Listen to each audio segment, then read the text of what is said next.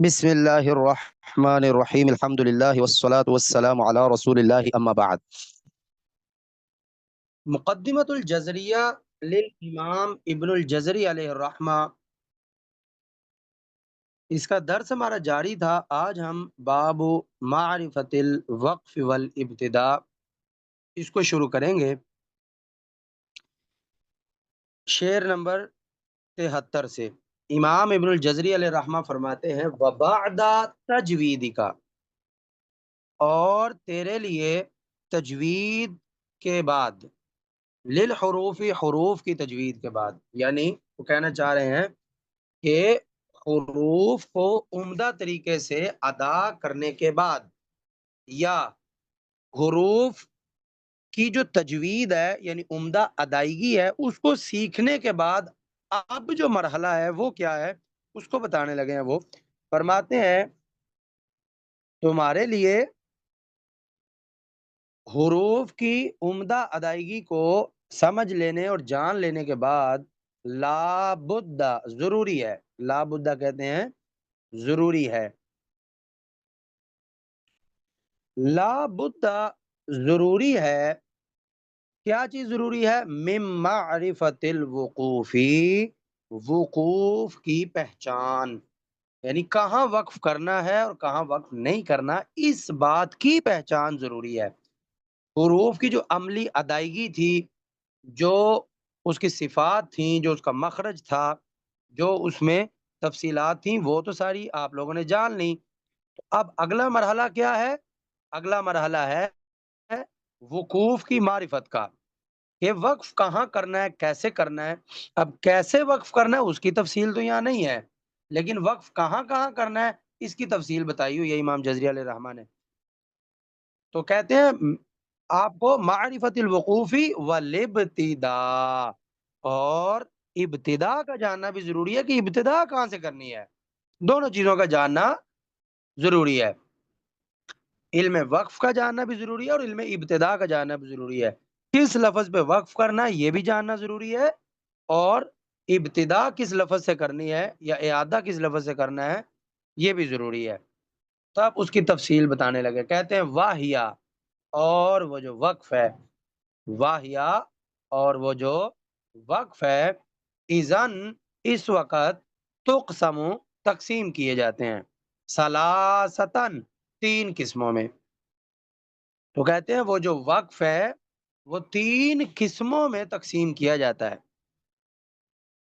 تین قسموں میں تقسیم کیا۔ یہ جو ایزان ہے نا، ایزان اس کا ویسے تو لفظی ترجمہ یہی بن رہا ہے نا کہ اس وقت، تو مطلب یہ اب کے معنی میں آپ اس کو لے لیں، یعنی یہ جو وقف ہے اب یہ تین قسموں میں تقسیم ہوتا ہے، یعنی اس کی جگہ بتانے لگے ہیں، تفصیل بتانے لگے ہیں۔ ٹھیک ہے، فرماتے ہیں کہ اب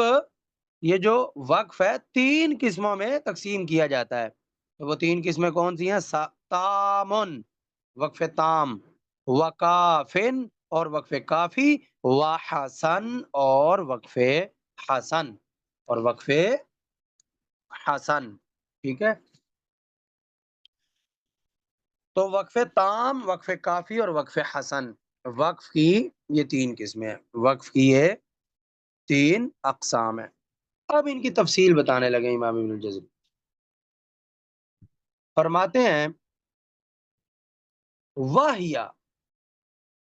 اور وہ جو تینوں قسمیں ہیں، وہ جو تینوں قسمیں ہیں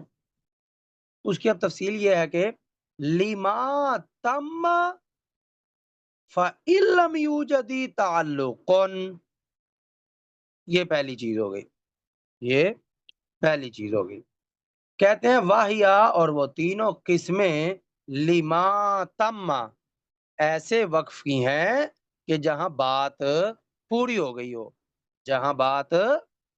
پوری ہو گئی ہو۔ اب یہ تینوں قسمیں بات کے پورے ہونے کی ہیں، جہاں بات پوری ہو گئی، جہاں بات پوری ہو گئی وہاں آپ وقف کر لیں۔ لیکن پھر ان تین قسموں کا فرق کیا ہے؟ وہ فرق یہ ہے فَإِن لَّمْ يُوجَدِ تَعَلُّقٌ، جہاں آپ وقف کر رہے ہیں اگر وہاں فَإِن لَّمْ يُوجَدِ تعلق ماں بعد کے لفظ سے کوئی تعلق نہ پایا جاتا ہو، اگر ماں بعد کے لفظ سے کوئی بھی تعلق نہ پایا جاتا ہو تو پھر وہ کیا ہے، اس کا نام آگے لیں گے، اس کا نام آگے لیں گے کہ وہ کیا ہے۔ اگر تو کوئی تعلق نہ پایا جاتا ہو تو پھر آگے کہتے ہیں او کانا معنن، چلو تعلق پایا جاتا ہو، صرف مانوی تعلق پایا جاتا ہو، ماں بعد کے لفظ سے صرف مانوی تعلق پایا جاتا ہو۔ تعلق دو طرح کا ہوتا ہے، یا تو لفظی تعلق ہوگا ماں بعد کے لفظ سے، یا پھر مانوی تعلق ہوگا ماں بعد کے لفظ سے۔ اگر تو کوئی تعلق نہ پایا جاتا ہو تو ایک قسم وہ ہے۔ اچھا، دوسری قسم، اگر کوئی تعلق پایا بھی جاتا ہو تو وہ تعلق صرف اور صرف مانوی ہونا چاہیے، وہ تعلق صرف مانوی تعلق ہو، ہاں لفظی تعلق نہ ہو، لفظی تعلق نہ ہو، صرف مانوی ہو۔ تو کہتے ہیں فَإِن لَّمْ يُوجَدِ تعلق، اگر کوئی تعلق نہ پایا جاتا ہو، اس کا نام آگے لیں گے وہ کون سا ہے۔ او کان مانن، یا پھر صرف مانوی تعلق ہو، لفظی نہ ہو، تو ایسی جگہوں پر حکم کیا ہے، کرنا کیا ہے، تو کرنا یہ ہے فَابْتَدِی، تو ایسی دو قسموں میں آپ اگلے لفظ سے ابتدا کر لیں، آپ اگلے لفظ سے ابتدا کر لیں۔ یعنی ایک قسم وہ ہے کہ جہاں وقف آپ کر رہے ہیں اس لفظ کا بعد کے لفظ سے نہ لفظی تعلق ہو نہ مانوی تعلق ہو، ایک وہ قسم ہے۔ دوسری قسم یہ ہے کہ ماں بعد کے لفظ سے لفظی تعلق تو نہ ہو، ہاں مانوی تعلق ہو، تو ایسی دونوں قسموں میں آپ ماں بعد کے لفظ سے ابتدا کر سکتے ہیں، اور ان دو قسموں کو بالترتیب کہتے ہیں فَالتَّامُ فَالْکَافِی۔ تو یہ جو پہلی قسم ہے اس کے لیے پہلا لفظ ہے، اور جو دوسری قسم ہے اس کے لیے دوسرا لفظ ہے، وہ ہے کیا، فَالتَّامُ۔ یہ جو پہلی قسم میں نے بتائی ہے اس کو کہتے ہیں فَالتَّامُ، پس وہ تام ہے، اور جو دوسری قسم میں نے بتائی ہے وہ ہے فل کافی، اور اس کو کافی کہتے ہیں۔ تو اب جملہ کیا بنا، جملہ یہ بنا فَإِن لَّمْ يُوجَدِ تَعَلُّقٌ فَإِنَّهُ تَامٌ أَوْ كَانَ مَعْنًا فَإِنَّهُ كَافٍ وَحُكْمُهُمَا فَابْتَدِي، اور ان دونوں کا حکم کیا ہے کہ آپ ابتدا کرو۔ تو یہ ایک خاص انداز ہے بات کرنے کا کہ دو قسمیں اکٹھی بیان کر دیں، پھر ان کا حکم اکٹھا بیان کر دیا، پھر اکٹھا ہی ان دونوں کا نام لے لیا۔ تو جو پہلا نام ہے وہ پہلی قسم کا ہے، اور جو دوسرا نام ہے وہ دوسری قسم کا ہے۔ اب یہ شعر کا انداز اور بات اگر سمجھ نہیں آئی تو پھر بتائیں میں آگے پھر آگے چلوں، یا میں دوبارہ تیر بنا رہا ہوں یہ، ٹھیک ہے۔ اور یہ جو حصہ ہے یہ والا اتنا او کانا معنن، یہ اس کے لیے یہ نام ہے، ٹھیک ہے۔ اور ان دونوں کا حکم کیا ہے، یہ والا لفظ۔ تو امام جزری نے پہلے دو قسموں کی تفصیل بتائی، پھر دونوں کو حکم بتا دیا، نام ان کا آگے بھی ترتیب بتایا، ٹھیک ہے۔ بعض طلباء کو یہ شعر تھوڑا سا مشکل لگتا ہے، وہ مشکل نہیں ہے، وہ تین باتوں کو اکٹھا بیان کیا ہوا ہے۔ تو شاعری ہے نا، شاعری میں تو یہ دیکھنا ہوتا ہے کہ وزن پورا ہو جائے، بات کو آگے پیچھے کیا جا سکتا ہے۔ چلیں اب میں آپ کو بتاتا ہوں یہ لفظی اور مانوی تعلق کیا ہوتا ہے، لفظی تعلق کس کو کہتے ہیں اور مانوی تعلق کس کو کہتے ہیں۔ لفظی تعلق کا مطلب ہوتا ہے کہ جو لفظ جس پر آپ وقف کر رہے ہیں اور اگلا لفظ جو ہے یہ مل کر، جیسے اب جو بندہ آپ میں سے سروناف جانتا ہے اس کو یہ چیز سمجھ آئے گی کہ جس لفظ پر آپ وقف کر رہے ہیں کہیں وہ مضاف تو نہیں ہے، کیونکہ مضاف الیہ تو اس کا آگے آئے گا، ظاہر ہے مضاف اور مضاف الیہ تو اکٹھے آتے ہوتے ہیں، تو آپ مضاف پر وقف نہیں کر سکتے، ظاہر ہے مضاف الیہ کو ساتھ پڑھنا پڑے گا۔ مثلا لفظ ہے عبداللہ، عبداللہ کا جو عبد ہے یہ مضاف ہے، لفظ اللہ مضاف الیہ ہے،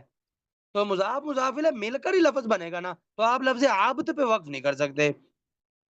ٹھیک ہے۔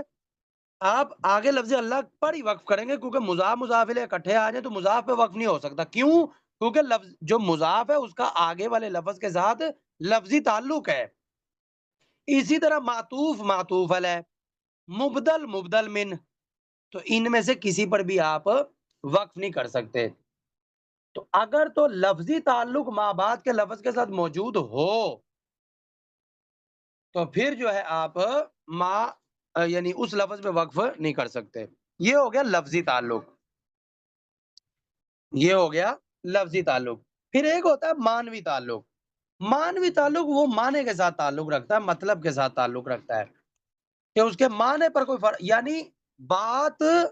ایک حساب سے بات تو پوری ہو گئی، آگے جو بات ہے اس بات کا اگرچہ پچھلی بات کے ساتھ تعلق ہے لیکن وہ ایسا تعلق ہے کہ مانوی تعلق ہے۔ جیسا کہ ہم بات کرتے وقت 6-7 باتیں کرتے ہیں نا، تو اس کے درمیان میں کہیں پہ ہم رک بھی جائیں، اگرچہ پتا کہ اگلی بات کا پچھلی بات کے ساتھ تعلق ہے لیکن ایک حساب سے تو بات پوری ہو ہی گئی نا، جملہ تو پورا ہو ہی گیا نا، اگرچہ بات پوری نہیں ہوئی، جملہ تو پورا ہو گیا نا۔ تو بات کا چاہے آگے تعلق ہو لیکن جملہ کم از کم پورا ہو گیا ہو۔ جیسے مثلا میں کہوں کھانا لے آؤ اور سالن لے آؤ، اب بات تو میں نے یہی پوری کی نا میری پوری، اب کھانا لے آؤ کے بعد ابھی سالن لے آؤ کا تعلق تو پچھلی بات کے ساتھ ہی ہے نا، لیکن کم از کم جملہ تو پورا ہو گیا نا، میں درمیان میں رک تو سکتا ہی ہوں۔ تو یہ مانوی تعلق مطلبی تعلق ہے۔ اور جو لفظی تعلق ہے وہ اس کے درمیان آپ نہیں رک سکتے۔ جیسا کہ میں کہوں دودھ کی کھیر، اب میں خالی لفظ دودھ کی بول دوں تو اب لفظ کھیر کے ساتھ تو اس کا تعلق ابھی بھی باقی ہے، تو یہ لفظی تعلق ہے، یہ لفظی تعلق ہے کیونکہ بات ہی پوری نہیں ہوئی، پتہ نہیں کیا کہہ رہا کوئی۔ تو یہ لفظی اور مانوی تعلق کا مطلب ہے۔ اور یہ بات اب آپ لوگوں میں سے اسی کو سمجھ آئی ہوگی کہ جس کو تھوڑی بہت کچھ صرف وغیرہ آتی ہے، ٹھیک ہے؟ چلیں، تو یہ تام اور کافی کو بتا دیا۔ اچھا، ابھی ابھی امام جزری نے لفظ بولا نا او کان معنن، یا تو صرف مانوی تعلق ہو، اسی بات کے اوپر عطف ڈال رہے ہیں اور اسی بات کو آگے لے کر آ رہے ہیں کہ جیسے پیچھے کہا تھا نا یا تو مانوی تعلق ہو، آگے وہ صرف اتنا کہتے ہیں وَلَفْظًا، وَلَفْظًا، تو مطلب یہ ہوا کہ لفظی تعلق بھی ہو۔ فتام فل کافی تک بات ختم ہو گئی تھی نا، اب آگے نئی بات کہتے ہیں وَلَفْظًا، تو لفظًا کا کیا مطلب ہے؟ اور لفظی تعلق بھی ہو۔ تو اب لفظی تعلق بھی ہو کا کیا مطلب ہوا کہ مانوی تعلق ہو اور لفظی تعلق بھی ہو۔ تو یہ جملہ مختصر کیا ہوا ہے، جملہ مختصر کیا ہوا، نہیں تو بات تو بہت واضح ہے، جملے کو ذرا مختصر کیا ہوا ہے، ٹھیک ہے؟ تو مطلب یہ ہوا او کان معنن و لفظن،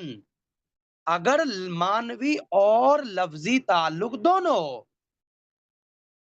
اگر دونوں تعلق ہوں، لفظی تعلق بھی ہو مانوی بھی ہو، اور اگر لفظی تعلق ہوا تو مانوی تعلق تو لازمن ہوگا۔ اب مانوی تعلق کا نام نہ بھی لیں بات پھر بھی واضح ہے، اگر لفظی تعلق ہے تو مانوی تو ہوگا ہی ہوگا۔ تو کہتے ہیں وَلَفْظًا، اور لفظی تعلق بھی ہو یعنی مانوی تعلق ہو اور لفظی تعلق بھی ہو بعد کے لفظ کے ساتھ، تو کیا ہوگا؟ اب پہلے اس کا حکم بتائیں گے، نام بعد میں لیں گے۔ کہتے ہیں فَمْنَعًا، تو منع ہے، کیا منع ہے؟ وہ جو پیچھے کہا تھا فَابْتَدِی، کہ بعد والے لفظ سے ابتدا کر لو، یہ منع ہے، یہ چیز منع ہے۔ فَمْنَعًا، آپ اس چیز سے منع ہو جائیں، جب جس لفظ پر آپ وقف کرنے لگے ہیں اگر اس لفظ کا ماں بعد کے ساتھ مانوی تعلق کے ساتھ ساتھ لفظی تعلق بھی ہو تو پھر ماں بعد سے ابتدا کرنے سے رک جائیں، ماں بعد لفظ سے ابتدا کرنے سے رک جائیں، اگرچہ اگر آپ نے وقف کر بھی دیا ہے، وقف کر بھی دیا ہے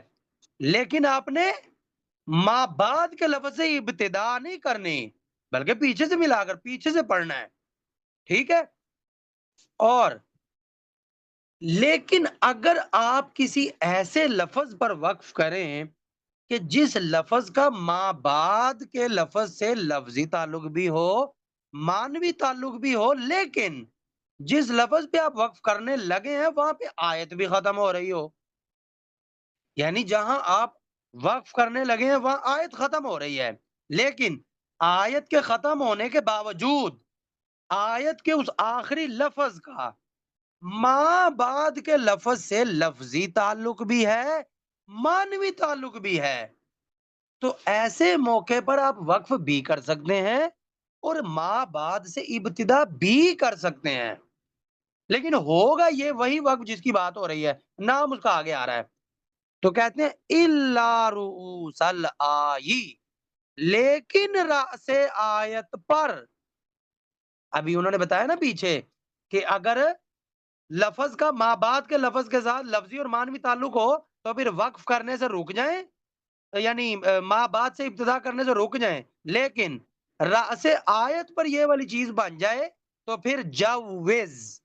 پھر جائز ہے، پھر جائز ہے، پھر جائز ہے کہ آپ ماں بعد سے ابتدا کر لیں، خیر ہے، پھر آپ کر لیں، تو اس وقف کو کیا کہتے ہیں؟ فل حسن، اس وقف کو کہتے ہیں وقف حسن۔ تو وقف حسن کیا ہوتا ہے کہ جس جگہ پر آپ نے وقف کیا اس لفظ کا ماں بعد کے لفظ کے ساتھ لفظی تعلق بھی ہے، مانوی تعلق بھی ہے، وقف کرنا ہے تو چلو کر لو، لیکن ماں بعد سے ابتدا نہیں کرنی، لیکن اگر آپ نے کسی ایسی آیت پر وقف کیا کہ جس کے آخری لفظ کا ماں بعد کے لفظ کے ساتھ لفظی تعلق بھی تھا، مانوی تعلق بھی تھا، تو ایسی جگہ پر آپ وقف کر کے اگلی آیت کے شروع سے شروع کر سکتے ہیں، وہ وہاں خیر ہے، وہاں کر سکتے ہیں۔ اب میں آپ کو دونوں طرح کی مثالیں دیتا ہوں، جیسے نا بسم اللہ یا پھر الحمد للہ، اب بسم اللہ پر وقف کرنا ہو تو ٹھیک ہے، ہو گیا وقف، لیکن آپ الرحمن الرحیم سے نہیں پڑھ سکتے، آپ کو واپس بسم اللہ الرحمن الرحیم پڑھنا پڑے گا، ماں بعد سے ابتدا نہیں کر سکتے، اسی طرح الحمد للہ پہ وقف کر لیا تو ٹھیک ہے کر لیا، لیکن آپ رب العالمین آگے نہیں پڑھ سکتے بلکہ پیچھے سے ملا کے پڑھنا پڑے گا، ٹھیک ہے؟ اسی طرح اگر کسی آیت پر اگر آپ رکے ہوں، یعنی کسی آیت پر رکے ہوں تو اگلی آیت کے ساتھ اس کا تعلق ہو،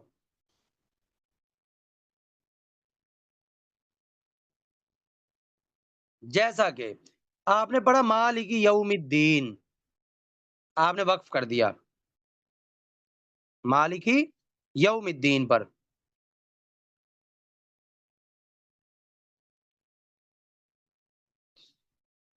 تو اس کا بھی ماں باپ کے ساتھ تعلق ہے، نہیں، یہ جو الرحمن الرحیم ہے، اگر آپ نے وقف کر دیا نا الحمد للہ رب العالمین الرحمن الرحیم، یا آپ نے وقف کر دیا، اب اس کا ماں باپ کے مالک یوم الدین کے ساتھ تعلق ہے، لیکن تعلق ہونے کے باوجود الرحمن الرحیم پر آیت بھی تو ہے نا،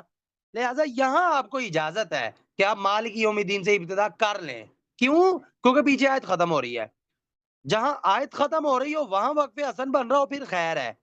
پھر آپ اگلی آیت کے شروع سے ابتدا کر سکتے ہیں، لیکن آیت کے درمیان میں وقف حسن بن رہا ہو تو پھر آپ ماں بعد سے ابتدا نہیں کر سکتے بلکہ آپ کو پیچھے سے اعادہ کرنا پڑے گا،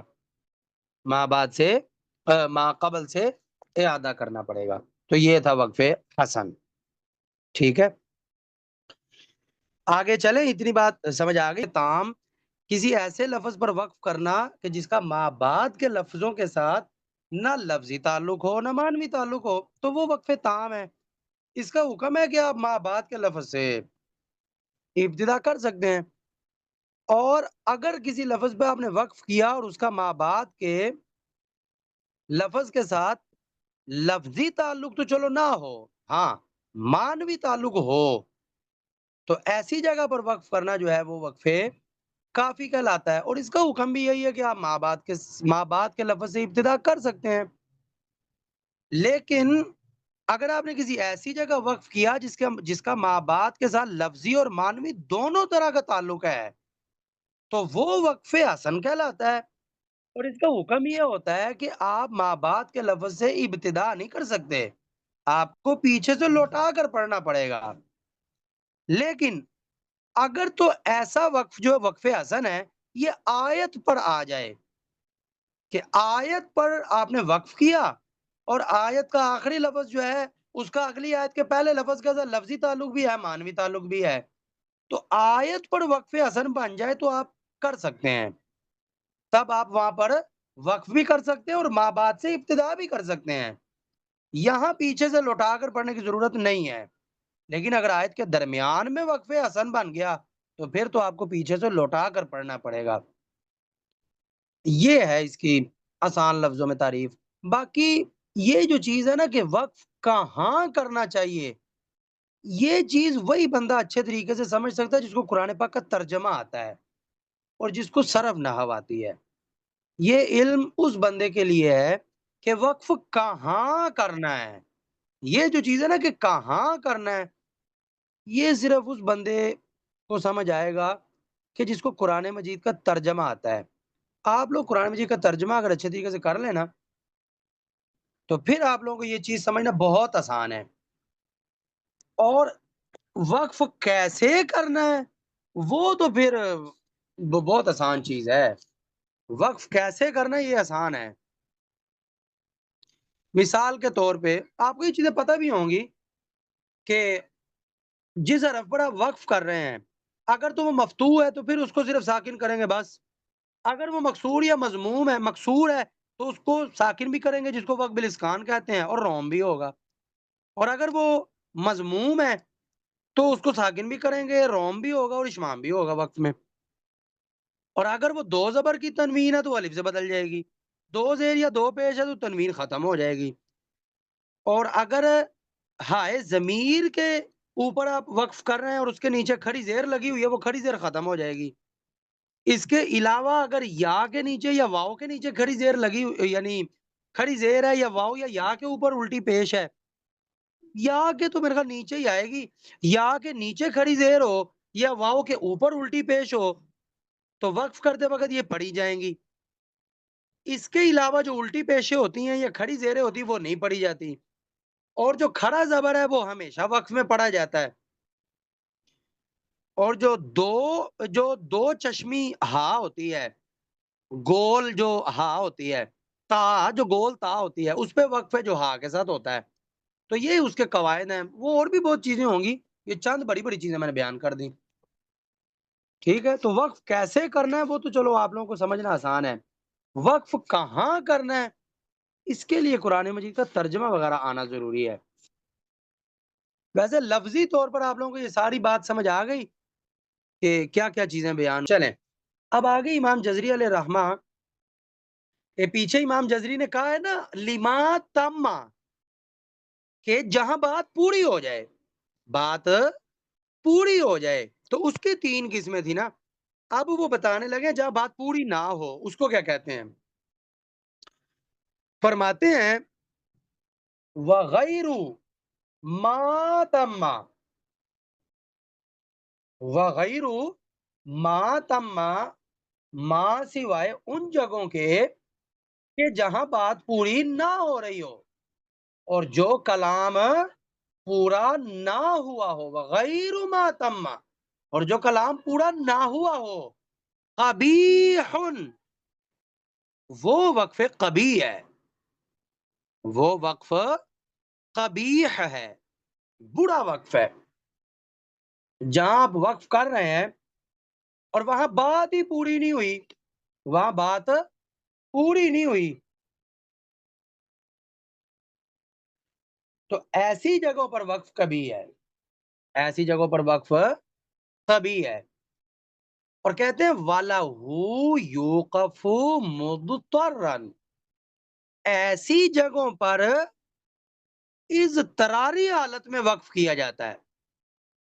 یہ جو مثلا کسی ایسے کلمے پر آپ نے وقف کیا کہ وہاں بات ہی پوری نہیں ہو رہی تھی تو ایسا وقف وقف کبھی ہے، برا وقف ہے، وہ نہیں کرنا، وہ وقف نہیں کرنا۔ لیکن ایسی جگہوں پر نا تنگی میں وقف ہوتا ہے، اضطراری حالت میں وقف ہوتا ہے۔ وہ بھلا کیسے؟ پڑھتے پڑھتے سانس ٹوٹ گیا، پڑھتے پڑھتے چھینک آ گئی، وہ اچانک بعض دفعہ ہچکی لگنے سے بھی، مثلا بندہ کو پڑھ رہا ہے تو کسی نے شرارت کرتے ہوئے اس کو ڈرا دیا تو وہ چونک سا گیا، تو ایسی جگہوں پر نا اچانک وقف ہوتا ہے کسی خاص تنگی کی حالت میں، اضطراری حالت میں، وہاں اضطراری حالت میں وقف ہوتا ہے، یا ایسی حالت میں وقف کیا جاتا ہے کہ جہاں پہ بندے پر کوئی تنگی آ جائے، سانس کی تنگی آپ کہہ لیں،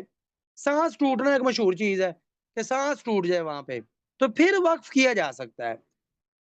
یعنی آپ اسپیشلی وقف نہیں کر سکتے وہاں پہ، ہاں اچانک وقف ہو جائے تو وہ ٹھیک ہے۔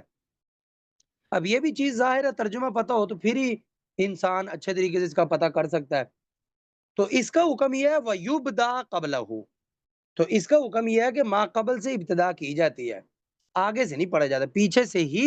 ملا کر، پیچھے سے دو تین لفظ ملا کر پڑھا جاتا ہے۔ اچھا یہاں جتنی بھی باتیں ہوئی نا، یہ ساری تھی وقف کے بارے میں، ابتدا کے بارے میں انہوں نے کوئی تفصیل بیان نہیں کی۔ یاد رکھیں جب آپ وقف حسن کریں، یعنی آیت کے درمیان پہ وقف حسن کریں،